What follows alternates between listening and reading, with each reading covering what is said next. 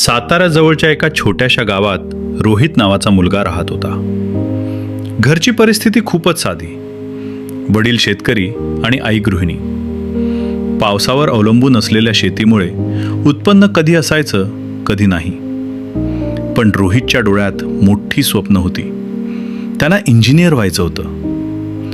गावात फारशा सुविधा नव्हत्या. अभ्यासासाठी ना योग्य मार्गदर्शन ना चांगली पुस्तके. पण रोहितचं एक वाक्य ठाम होतं. परिस्थिती नाही, माझी जिद्द माझं भविष्य ठरवेल. दररोज सकाळी 5 वाजता उठून तो अभ्यास करायचा. दिवसभर शाळा आणि संध्याकाळी वडिलांना शेतात मदत. रात्री जेवण झाल्यावर पुन्हा अभ्यास. अनेकदा वीज नसायची. मग तो कंदिलाच्या प्रकाशात अभ्यास करायचा.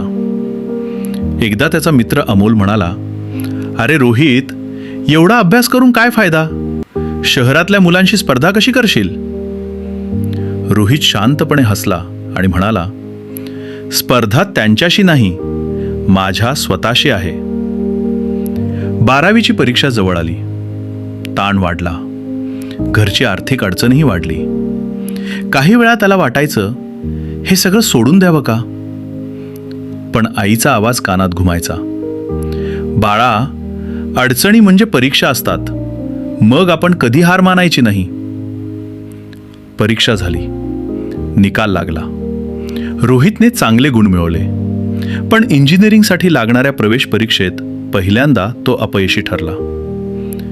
तो दिवस त्याच्यासाठी खूप कठीण होता. गावातले काही लोक म्हणाले, काय उपयोग एवढ्या कष्टाचा? शेवटी अपयशच ना. त्या रात्री रोहित एकटाच बसला होता.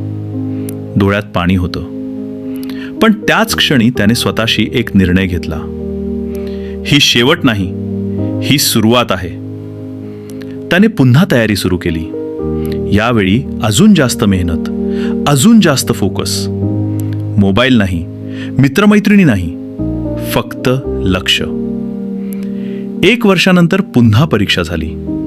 निकाल लागला आणि यावेळी रोहितचं नाव मेरिट लिस्टमध्ये होतं. संपूर्ण गाव आनंदात होतं. ज्यांनी त्याला कमी लेखलं होतं तेच आता त्याचं कौतुक करत होते. वडिलांच्या डोळ्यात अभिमानाचे अश्रू होते. आईने त्याला मिठी मारली. रोहितने शांतपणे एवढंच म्हटलं, आजचा संघर्षच माझं उद्याचं यश ठरलं.